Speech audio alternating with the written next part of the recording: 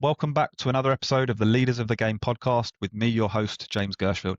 Today, I sit down with Yvonne Harrison, the CEO of Women in Football, to talk about what it really means to lead when others expect less of you and how to turn those moments into a platform for lasting change. As a female leader in the sports industry, being underestimated is something Yvonne has faced more than once. But here's the thing, underestimation can become fuel. Every doubt, every sideways glance, every you can't, has only strengthened her determination to prove that not only can women lead in sport, they can reshape the game entirely. In this conversation, Yvonne shares her experiences and insights from her journey in women's football, discussing the emotional highs of the Euros, the importance of leadership and culture in sports, and the significant shifts in the women's football landscape. As always, don't forget to like and subscribe to this channel to get all the latest updates on our upcoming guests. Yvonne, welcome to Leaders of the Game.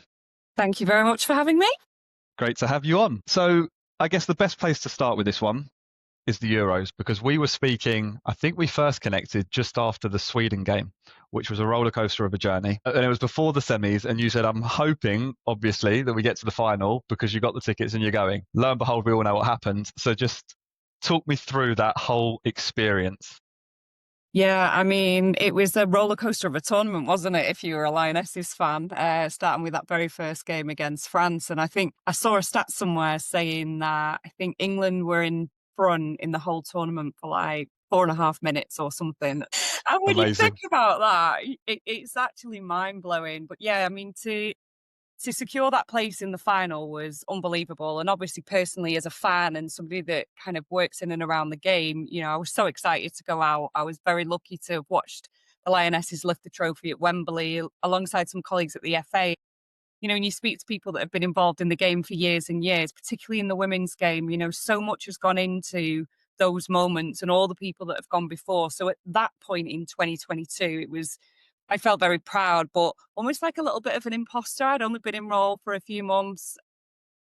Whereas this time I feel like I've earned my stripes. I've been around for 3.5 years or so, and it was a very different feel. Obviously, it was in a different country. So traveling out to Basel was really exciting and seeing all the fans. I was coming from Manchester Airport, so seeing people in their shirts. Obviously, I had an England shirt on as well, because why not? And then getting out there, the atmosphere was really great. And for me personally, representing women in football, it was fantastic. I was invited by UEFA. There was a brilliant conference the day of the final, as well as a dinner the evening before where, lots of people from all of the different federations were there.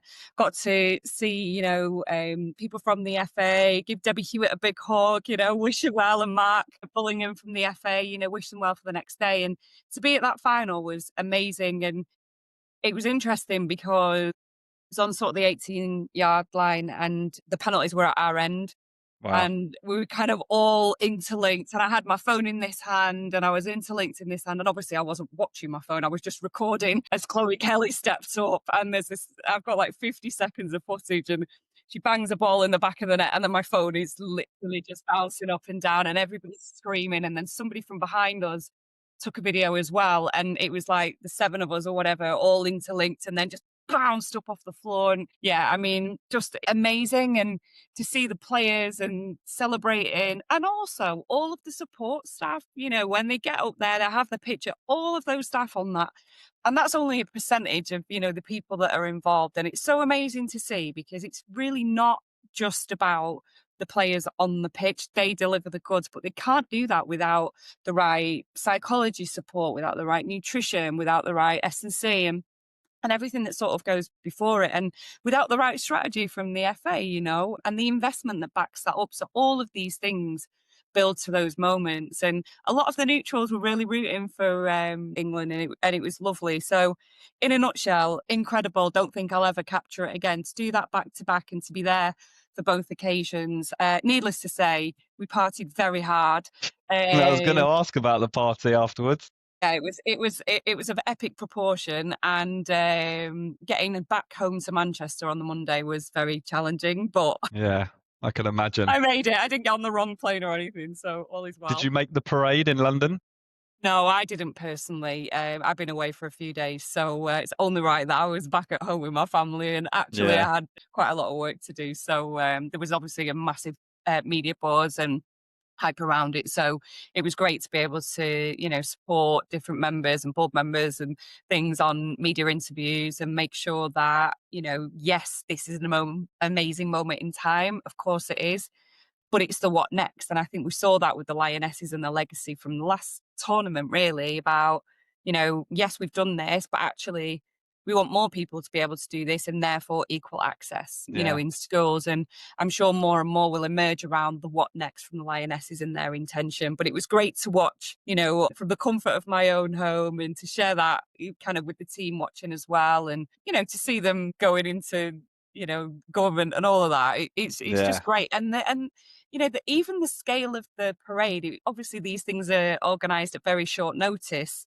Not the planning, obviously, but just in case it doesn't happen, etc. 65,000 people, like it was It's insane to watch amazing, isn't it? that. And yeah, the duo we didn't know we needed was Serena Wiegman and Bernard Boyce. So What a great clip. It's interesting what you say about that, the support staff really getting involved, because I noticed that working in this industry and supporting organizations grow across numerous verticals, that bond, that culture is so important, more important in tournament football. But you really did see it after the game, didn't you? The celebrations of everyone just getting involved, and even in the interviews and the players, they all talk about the wider team. yeah, And you can really see it, the players pulling people in from all parts of the pitch, saying, no, no, no, you're involved in this as well. It's not just us. It's yeah. that collective bond, which is so crucial. And do you think that's down to Serena and and her leadership building that culture? I think so. I mean, you can only kind of look and sort of observe from the outside in, but it very much feels that when you look at that team and if you think about the amount of new players coming in and the pressure players coming in, because, some big names were not present in the tournament. And obviously that created a lot of talking within the media as to why and how and who and how are these other players going to step up. And my goodness me, did they step up? And it felt like, a real unity. We saw some fantastic socials from the Lionesses team, giving you the behind the scenes, the basketball shots, all of that. Yeah. And I love all of that. And I think it's really engaging for fans. But ultimately, when they speak about them as a unit, and nobody's more important than anybody else. They win together, they lose together, and they take responsibility together. I think that's what we've seen throughout this tournament, the accountability, players stepping up to say, you know what, I haven't played my best. I know what I need to do, but we know what we need to do as a team. And I think that absolutely starts from the top. I think when you listen to players talk about Serena as a manager, they talk about, maybe it was difficult to adjust to begin with because she's very direct. But actually, once you appreciate the way that somebody communicates in that way, you know exactly where you stand. So long as people are being direct and not cruel, Mm. there is something that is, we're in it together. And I think that's incredibly powerful. When we think about what emerged really strongly, everyone was talking about the resilience and the focus and the ability to go again and to feel it all together and not give up to the very end, literally to the very end. Yeah. I mean, I actually recorded my heart rate when we were watching just before that final penalty was taken. And I think I posted it on social media. I think it was like 138. Now, resting heart Brilliant. rate's probably like between 50, 60, depending on, kind of what's going on. And you're like, oh my, I was just stood there. I was literally just stood there. So yeah, all of the emotions and then some. But I think, yeah, that, from a leadership perspective, from a setting the tone and culture, Serena Wiegman is instrumental in that. And then everybody sort of gets behind that. And somebody else that I would say, certainly within the women's game, where you really get that feel is Emma Hayes. From listening to her speak, from having the privilege to interview her at our Be Inspired conference earlier this year, setting the tone, understanding what the players need, delivering it in a way that's relevant to them, but still authentic to her, to get just those marginal gains, those little things where people think, yeah, you care about me as a person, as a human, not just the Mm. performance on the pitch, because, that's what the best managers do. Yeah. What an experience. So I guess coming on to you then, what first drew you into the world of football and sport leadership? I guess I'm somebody who just always loved playing sport at school. It sounds really cliche, but I was one of them kids that was on every single team and it was like hand up straight away. And, if that got you out of maths or science to go and play, so be it. I was happy with that. I also did all right at school, in fairness. But yeah, I just loved it. I loved everything about it. And so for me, as I sort of grew up through school and then college and uni, sport remained a big part of my life. And I played a lot of basketball and netball as a youngster, and then kind of probably focused more on the netball side of things. And then, get involved like you do. Oh, we're going to set up a junior team. Does anyone want to be involved? Yeah, all right, I'll have a stab at that. And then you get involved in the committee. Before you know it, you're like knee deep in committee meetings and club accreditations and all of that sort of stuff. But it was really good for me to kind of get a sense of what behind the scenes of sport is and not take for granted everything that our committee at the senior club had done for us. I was relatively young at the time and going through uni, but then I thought, right, well, I'll get more volunteers involved in this. And, no surprise, my college courses were sport related. My uni degree was leisure management. That's pretty much all they did back in the day. I learned about chlorinating a pool or whatever, but it came in handy for the COVID hot tubs. But yeah, so for me, I always had a passion for it and I always wanted to work in it. And when the Commonwealth Games was coming to Manchester, that was a thing for me. Like I was kind of doing my degree just before that was happening and thinking, I'm going to work on that. Like that is my absolute focus and goal. And it was. And in a way, my plan was diverted a little bit because in my second year at uni, I had the option to do work placement. I rang the Commonwealth Games office. They were too small. It was a little bit too early at the time for them. And so I grabbed a Yellow Pages, James, if you remember, I'm I not do sure. remember the Yellow Pages. Excellent. And yeah, looked in there around sport and came across this charity called Greater Sport, which was actually in Gorton in Manchester, which is only about 10 minutes from my house. So I was like, well, that's perfect because getting to uni in Salford was a mission. So actually being able to do something, student, oh, is it nearby? Is it going to be easier? Yeah, great, let's do that. Had an interview with them and did this work placement and just thought, this place is amazing. Like they were involved with all these different governing bodies, with all the local authority leisure providers, like everything. And for me personally, like I didn't want to do a leisure management degree and then go and work in something else. Like I was doing that because I wanted to work in the sports industry. And so when I finished that 6-week placement, I just said to them, can I carry on? Can I come and volunteer? What can I do? And they were like, really? And I was like, yeah.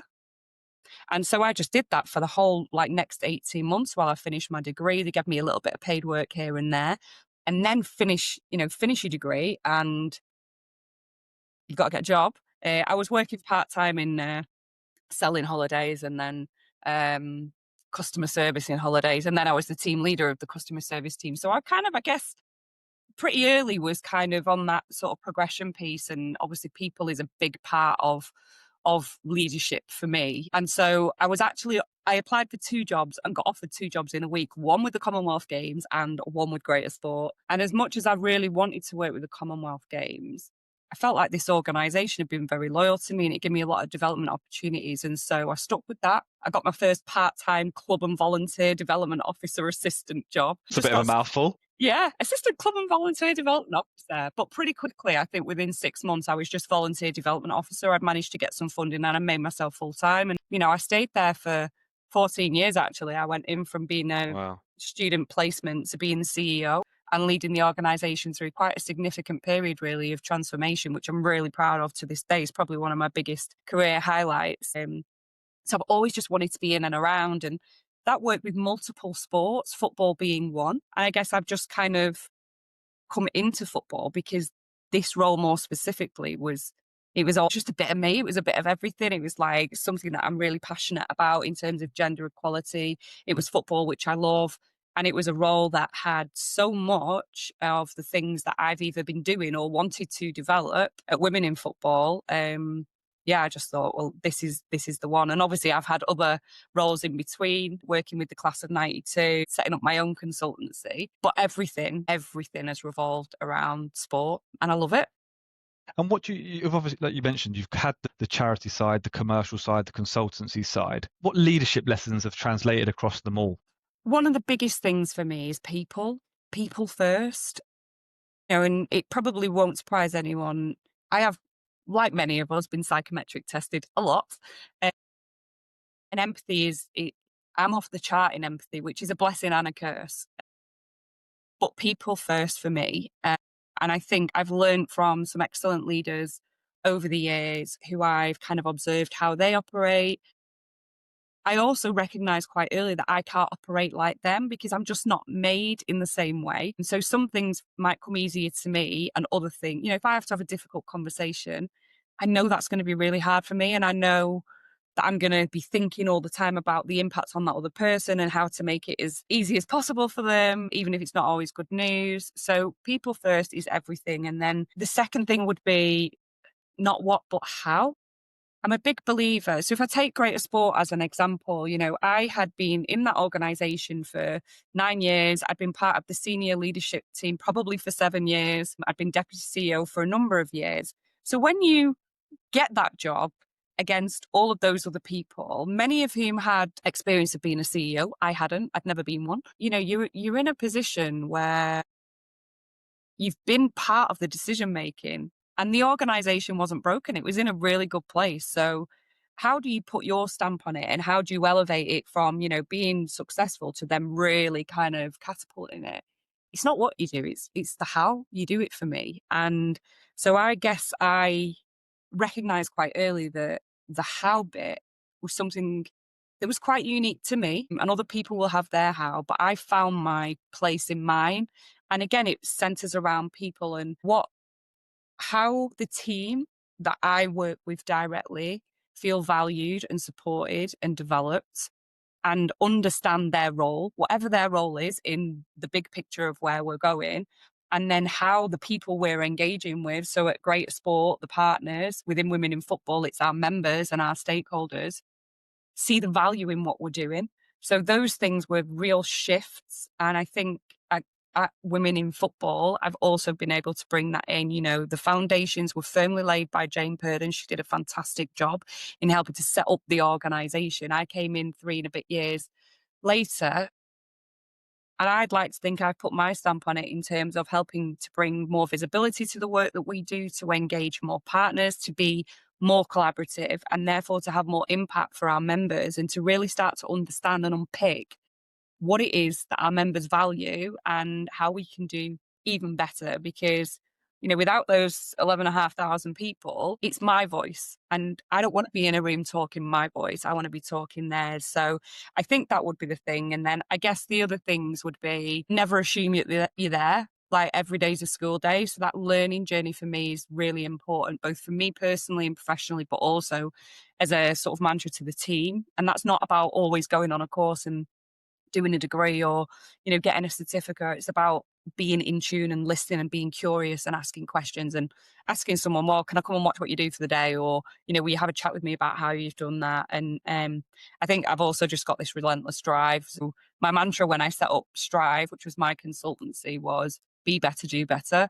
So whether I'm working with you as an individual, as a coach or a mentor, or whether working with you as a business, it's all about how can we or you be better and how can you do better? And I think that's just something that's inherent in me. I'm very driven, Mm. much to the pain of my husband sometimes, but there you go.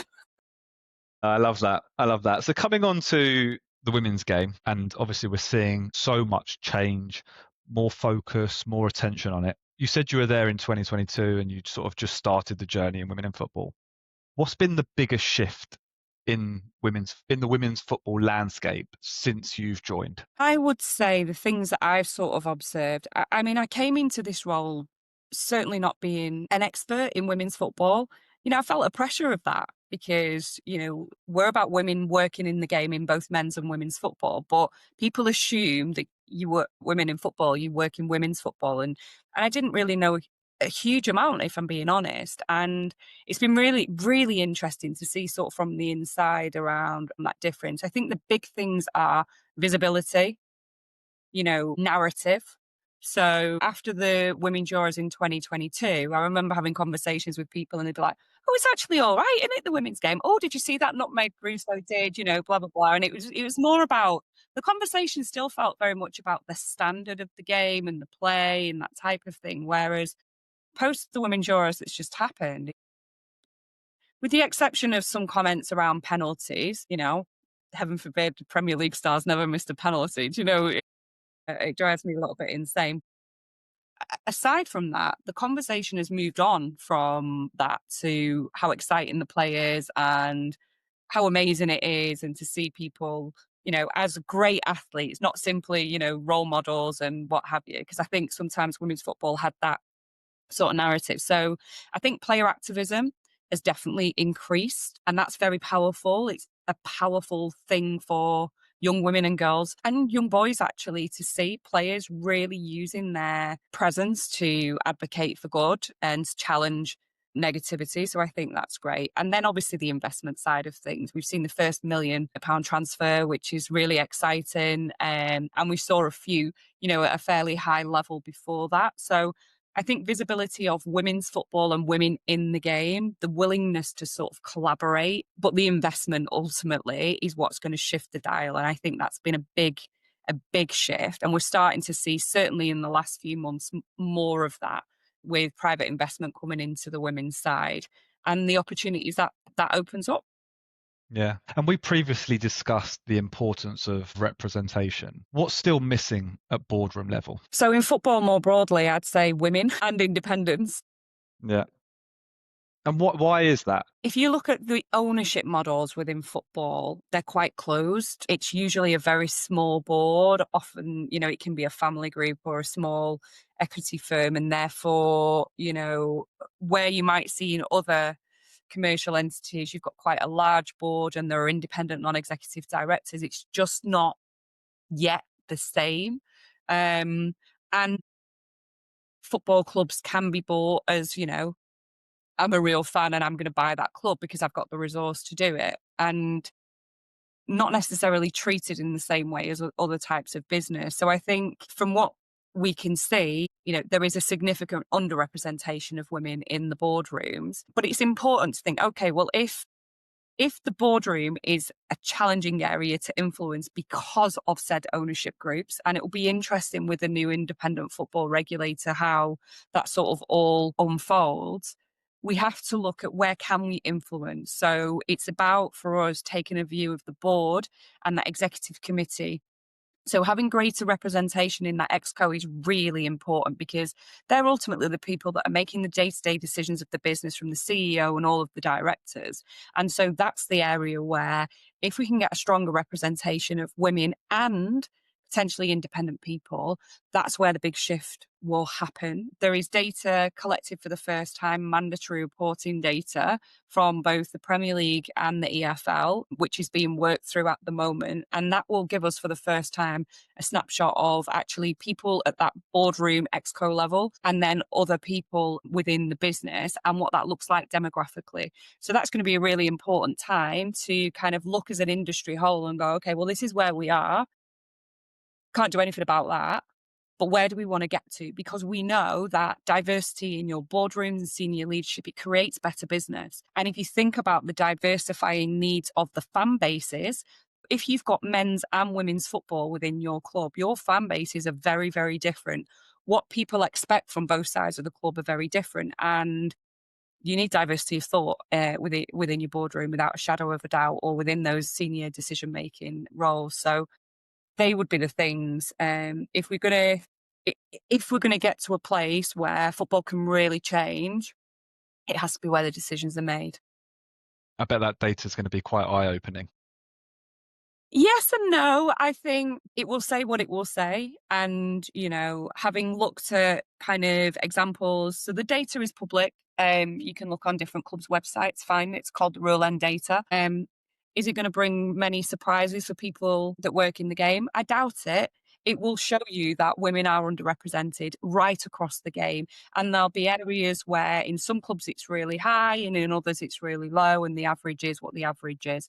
The key thing is going to be actually the progress. And that's where, a football governance bill, as an example, will be an important addition to the governance landscape within football. Whether you agreed or not with a football regulator certainly wasn't something that we spoke about as women in football, but we were very strongly advocating that equality, diversity, and inclusion should feature very strongly within any governance code, because that's how you shift the dial. We can say it's the right thing to do, it's great for business, we can present a million business cases for it. But if it's not kind of there and it's not something that organisations are challenged to work towards, then it doesn't happen. And it certainly doesn't happen at pace. And we've seen with the governance code for sport, the difference that having diversity targets, as an example, made to national governing bodies and representations on board. So much so that the target was then removed a number of years later. So it works, and we'll see what the data says. But I don't think there'll be huge surprises. So I guess my follow-up question to that is, how can clubs and governing bodies practically improve the gender balance, not just at entry level, as we said, but all the way throughout into senior leadership? How do you go about that? Because that data is going to suggest that you need to and you should do, but how? So there are a number of ways that organisations can do that. I think one is setting out a strategy that you want to, being really clear and transparent that this is something that we want to work towards. And ideally, setting targets internally that you don't have to publish them, but if you do, all the better. Transparent recruitment has not been consistently applied within the football industry. I think it's very much an industry where networks are everything. And yes, there are recruiters that operate certainly at those senior positions, but even so, not necessarily, you only know who you know within the game and within your research. So it's about making sure that those opportunities are recruited for transparently. Having visibility of women in your business externally. Women don't necessarily think that football is an industry that they might work in, even if they are accountants or lawyers or HR professionals. So how do we open that up and show that there are women in all kinds of roles in, men's and women's football, grassroots to elite, and that this is an industry which is really exciting and amazing to work in, and bust some of the myths. Professional development opportunities for women. So sometimes we see, and we've definitely seen this across broader sport, we want more women in the industry, so we have to bring them from outside. And that's fine. You might require a skill or skills that come from somebody who's been in, commercial retail or whatever, and that's fine. But actually, we've got to create pathways for women within the industry to also move up. So having those professional development opportunities, obviously I would say this, but joining women in football, as a club or corporate member, we're here to help with exactly that. In a non-judgmental way, where are you at and how can we support you? But also our membership to individuals is free. So even if as an organisation, a club, you think, well, I don't have the resource to be able to invest in women in football as a corporate or club member, you can tell all your staff about us. We're totally free. And then they can suddenly access all of this information in a really powerful network. So I think that's important.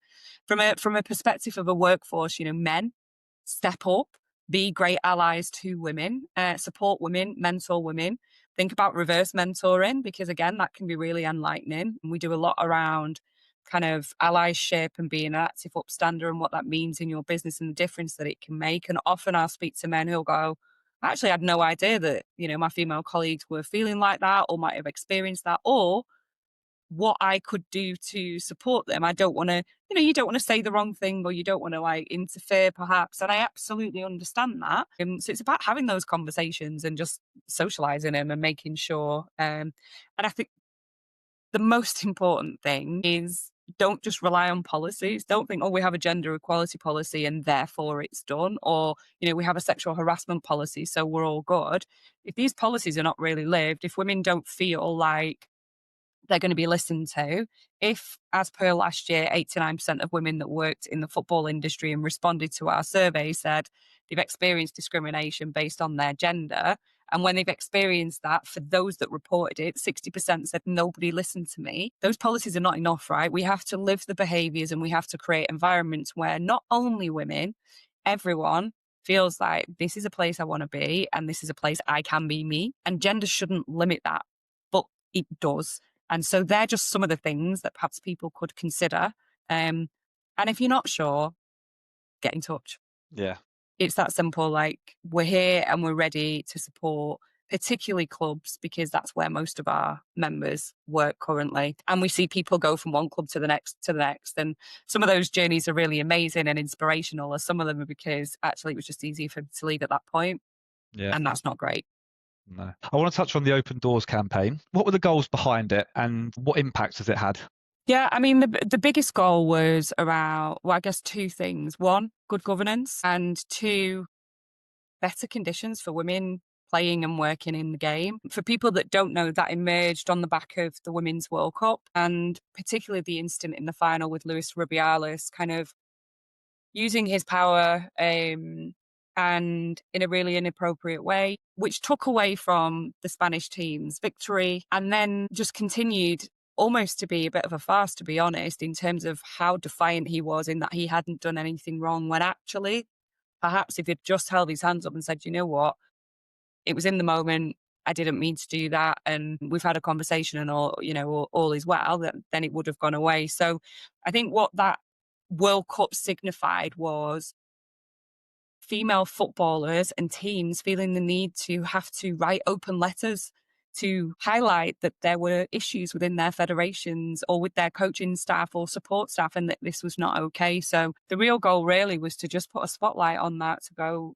we've all got a responsibility here. And, if you're in a federation, these are some of the things that you can do that will make a difference. So, open and transparent recruitment processes, term limits for board members. We suggested a target of a minimum of 30% representation of females on your board. Women are not underrepresented in society. We're half of the population. So, there is no reason whatsoever why we're so massively underrepresented at board level. And it is significant at board level.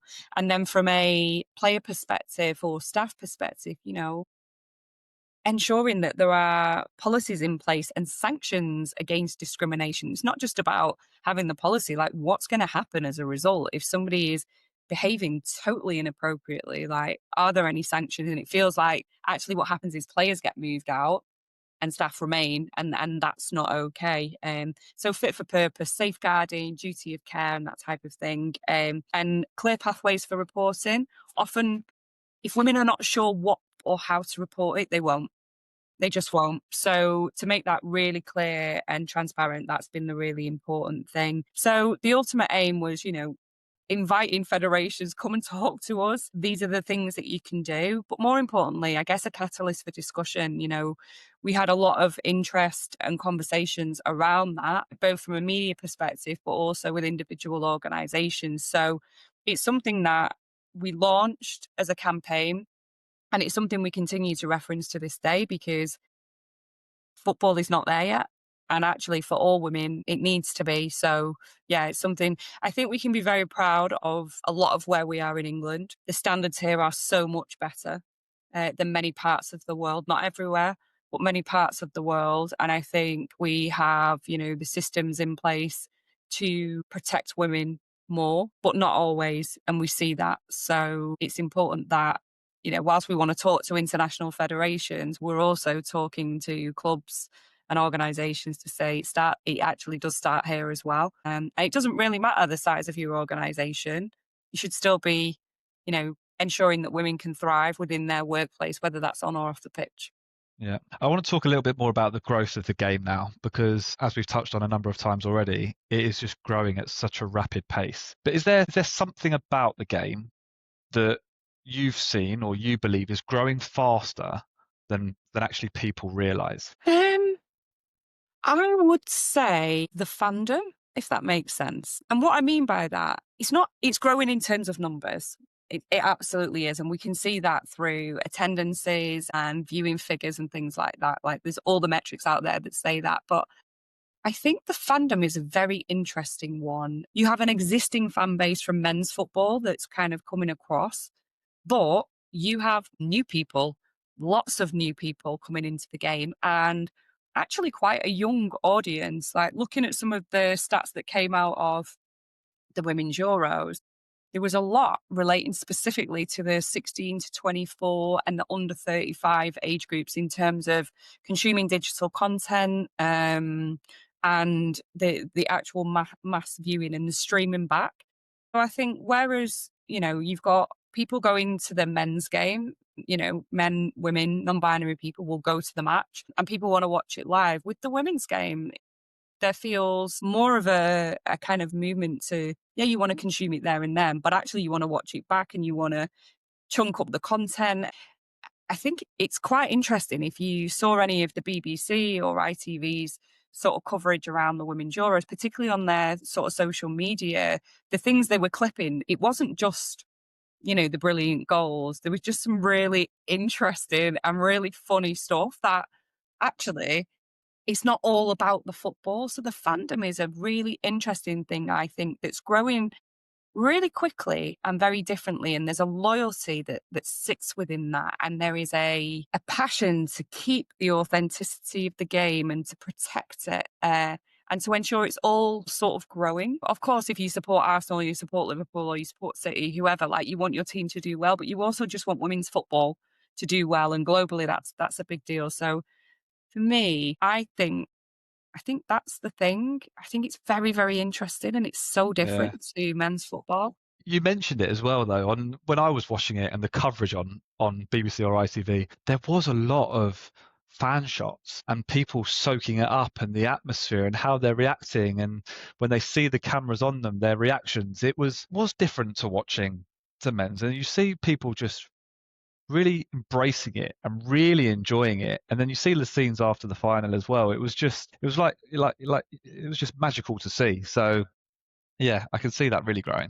Yeah, and also it's not just, sometimes people will say, well, it's just about a day out or it's just this or it's just that.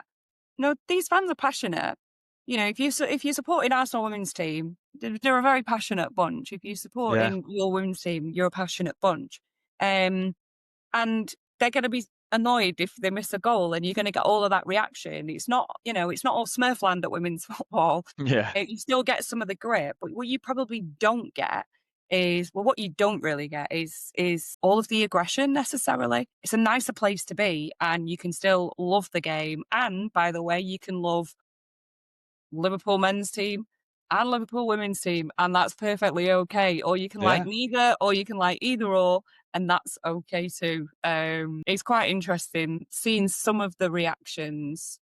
I was a men's football fan first, right? And I love going to either or. But some people, just feeling the need to come out and say how terrible women's football is and how it's being rammed down their throats, it blows my mind. I just Yeah. think, If you don't well, like it, don't watch it. You don't don't have to watch get it. involved and don't It's say as anything. simple as a button, switch it. You touched on data and you kind of touched on this answer a little bit earlier as well, but can you go into a little bit more detail about how you're using data and insights to shape your campaigns? Yeah.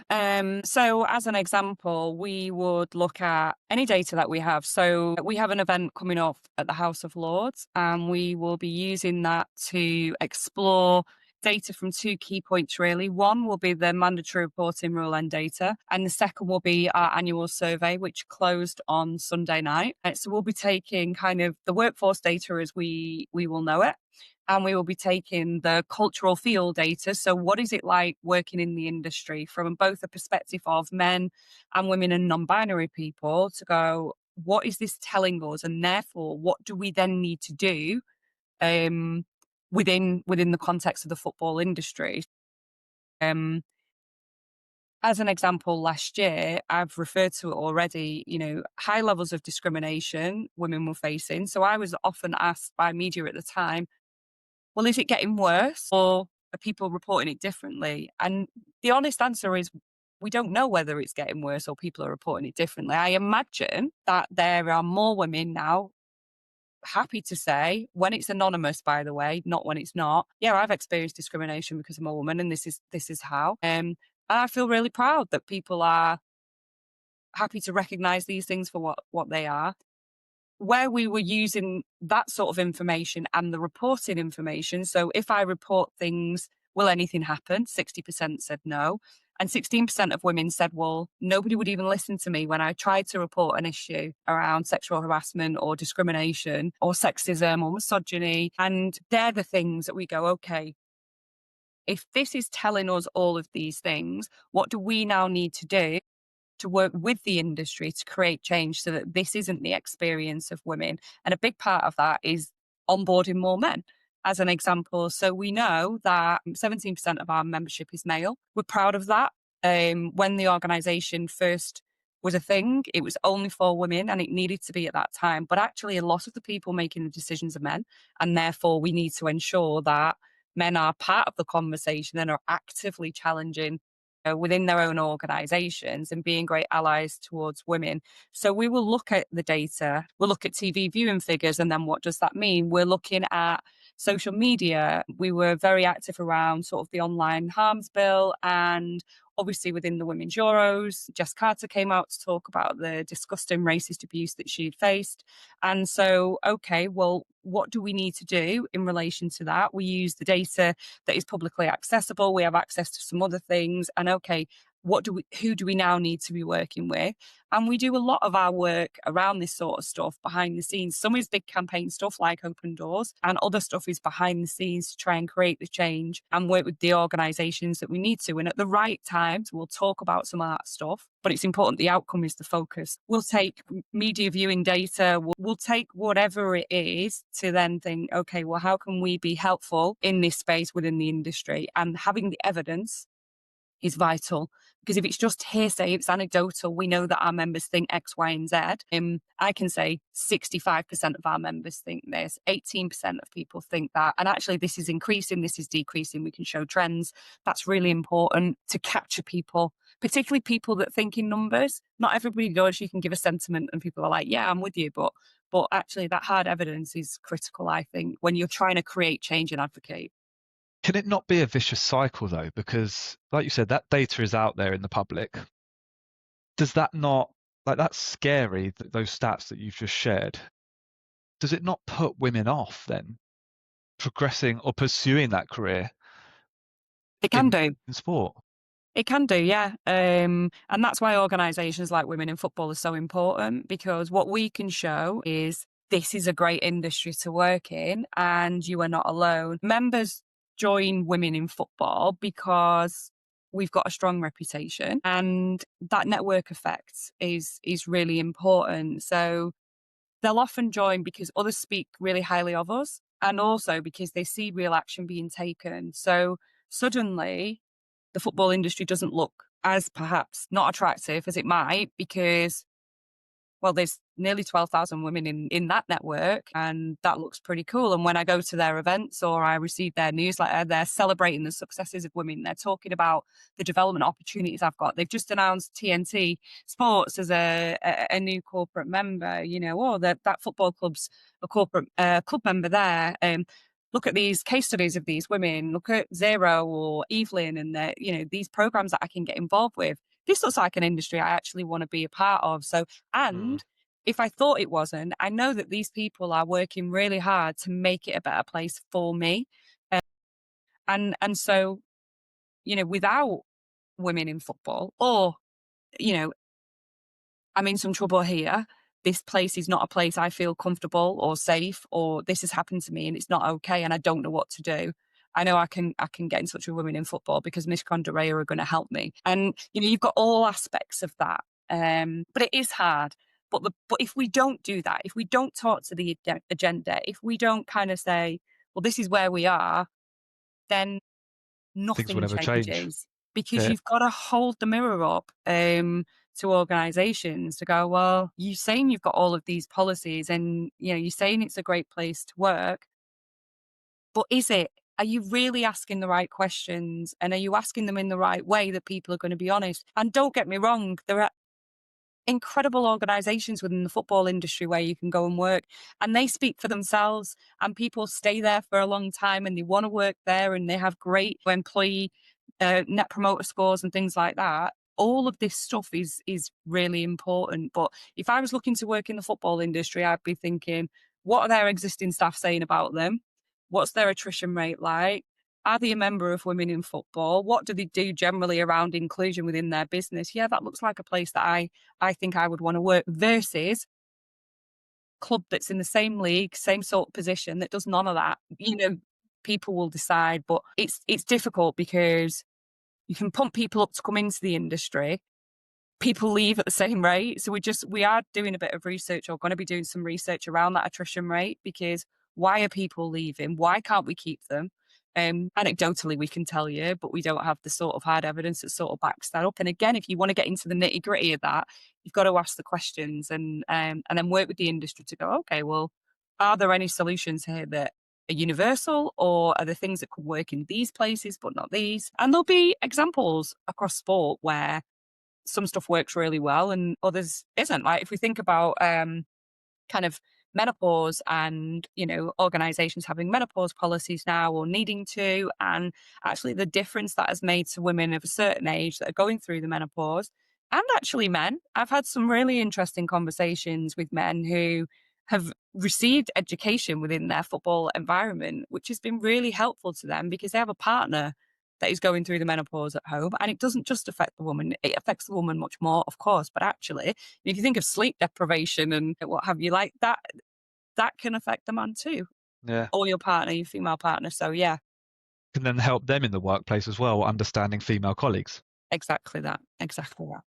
Don't know if you can answer this one, but it has maybe have to be your opinion, but everyone's got a view and opinion. Is there a brand or organization that just gets it right or is getting it right at the moment that's leading the way for this kind of stuff? Well, if we were thinking about, are you thinking more broadly around women's football Women's or? football, women's sport.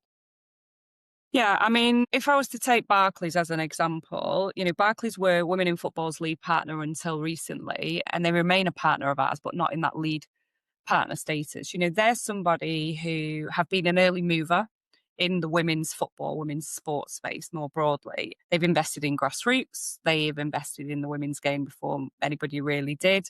They invested in women in football, which meant we had, a part of a human, and then it grew. They have done things, I'm sure with a view that, that the return will come, but they built, real brand sentiment around, and that loyalty piece going back to the fans, really important. So I think they have done an excellent job in being a first mover, and we're sort of seeing other organizations, Zero did a lot with the England women's team. They've been a partner of Women in Football for a couple of years, and actually in a really different sort of place where they want to help kind of those smaller businesses, medium-sized businesses, and they've worked on a small business program for women in our community, and, have supported 20 odd women now to all set up their own businesses and generate their own revenues and that type of thing. So you've got Adobe who've come in to sponsor the Women's FA Cup. Michelle Kang, has been kind of quite a leader in the women's sports space as an investor, investing, in not only buying London City Lionesses, but also in research around women's sport more broadly, because that's a massive gap. So we're seeing pockets of and then you think some like an investment group like Mercury 13 in FC Como and what they're doing there with their sort of brands. And I think it's a very interesting space, women's only kind of independent club. And it'll be brilliant to watch over the years, as they don't have the history necessarily, or the tradition, or, you can't do that because that's not how we do things around here. Like they've pretty much got a free reign. So I think that, and looking more globally at investors and brands working across football, it will be very interesting. But I guess, yeah, here on in our territory, I think Barclays have done a great job, and I think the Premier League actually have done an excellent job more broadly in terms of looking at internally their kind of inclusion mantra and their own kind of almost like getting your house in order, and then also supporting others. I think the Premier League have done an excellent job. Their Future Leaders program, their emerging sort of heads of coaching, and trying to make sure there's more diversity coming through. And the FA, both the Premier League and the FA have independent female chairs, which is great as two massive organisations within football. So there's probably lots of examples, but yeah, I'd give props to Barclays. They've been in and around it. The important thing, I think, for any brands looking to come into this space is they're coming into it for the right reasons, because people just see through when it's not, if you're in and you're out. And also, I think we've seen with players, the type of brand really matters. There will be a backlash if the brand doesn't fit the ethos of the women's game. Yeah. Yeah. Have you ever felt underestimated? It's an interesting question, that. Yeah, I have. I think I have a lot throughout my career, to be honest. I've never massively let it bother me. I'm always like I have on my landing, I have a picture and it's a mantra with my kids as well. Like I will watch me. That's the picture. And I feel like, certainly as a younger female in the sports industry, and I was, a head of sport, I think at 24, and often the rooms I was going into were only men. And I've had some brilliant mentors and people support me who are men, but it was sometimes quite challenging, to find your voice. And I think when I got the job as CEO of Greater Sport, that first kind of CEO job, I know there were people going, "What? Like, how's she got?" Because it's like people know other people that are going for roles, and the way that they recruited, I mean, it was awful to be honest. Like this whole massive process, and then you had to meet the other candidates. Like, I don't want to meet them. I don't want to talk to them. I don't want to be mixing with it. Like, Who you were competing with? yeah, You yeah. had to meet them. For lunch, yeah. So they had people in the morning, people in the afternoon, and we all like, if you were an afternoon person, we all came for lunch. And then it's like, "Oh, hi, who are you? What do you do?" And it's like, "Oh, I'm the CEO." Da, da, da. And I'm thinking, "Oh my god!" That And is you're trying to like not. stop fluff your wings a bit, but you're thinking, "Oh, get me out of here right now." So I know there were people who were like, I know there were also people who were really happy for me. So I think for me, underestimate it at your peril, like crack on, because I will do me. And I, going back to the points of, the principles of your leadership and that be better, do better thing is really important to me. What I will be is very genuine. Like I am somebody who will go, "I'm not really sure how to do that." I remember when I was working with Gary Neville and we were kind of finalizing my role to kind of move from Greater Sport to work for him. He's created a brand new role for me as managing director of Project 92. And I remember saying, but I'm not really a football expert. I've got years and years of sport experience. Why do I feel the need to kind of convey that? And he was like, "Yeah, don't worry about it. Don't worry about it. It's about people, Yvonne, and anything else we can teach." That's something that I firmly believe in. And so where I'm not sure, or I'll be quite open about it. And my mantra is like bringing people who are better than you. Like, Yeah, I know what I'm good at. I really do. And I also know what I'm not very good at. I'm very self aware because I've done a lot of work on myself in that regard over the last 20 years. So if underestimate by all means, because I know I'll get to where I need to be. I know I can get people on the bus. I know I can kind of create a movement that I think is a super strength. And I know that people will believe in me, and the people that matter will, and the people that won't will just watch on, and then it will happen. And then they can have an opinion or not. I think in my earlier career, that would have mattered to me a lot more. And don't get me wrong, I can still take things personally, but I think I've got to a place where I think, does your opinion actually matter to me genuinely? And if the answer's no, then okay, I'll just move on. go on. I might be bruised for a little moment and then, yeah, jog on, pal, I'm all right. Um, but I think you've That's got to fair. have great people around you, Yeah, because it can be sport can be a tough industry to be in as a woman. It can be a tough industry anyway, but as a woman, it can be. And football is brutal. Like, it is brutal. I've had a lot of stick on social media and things like that. It can be quite harsh. So you do need to find a way to kind of put that in a box. Yeah, and surround yourself with great people, which I'm very fortunate to do. yeah. There's so much more I could ask you, but I want to get onto our quick fires. If you could give a one message to a 20-year-old woman entering the world of football today, what would it be? Build your network. Build your network. I think it's everything. And really build it. Don't just follow people on LinkedIn, like speak to Make people, contact. communicate, talk, ask questions, ask for help. People will genuinely give it to you. As long as you can be patient, if you want it next week, you might not get it. But if you want it, you can wait 6 months, you might get in somebody's diary, and it's that sort of thing. Like, be really hungry to build that network because it's everything. What's your boldest prediction for women's football in the next decade? I don't know if this is bold or not, but I think we'll see more of the independent clubs. And I think that will really continue to challenge our perception of like football as it currently is. I just Yeah. think it will evolve. And I think that's really exciting. Can you describe the future of women's football in 3 words? Creative, unapologetic, thriving. Love it. Brilliant. Yvonne, I could go on for hours here. There is so much that I didn't get to ask you that I really wanted to. So, there might be an episode 2 later on down the line. But thank you so much for your time. I am going to link all the women in football content to this podcast because I think there is so many people out there that will benefit from the work that you do and the help that you can give to people. So I will link it. I'll link where to follow you on socials. But again, thank you so much for your time. Thank you. Great questions. Enjoyed it. Cheers.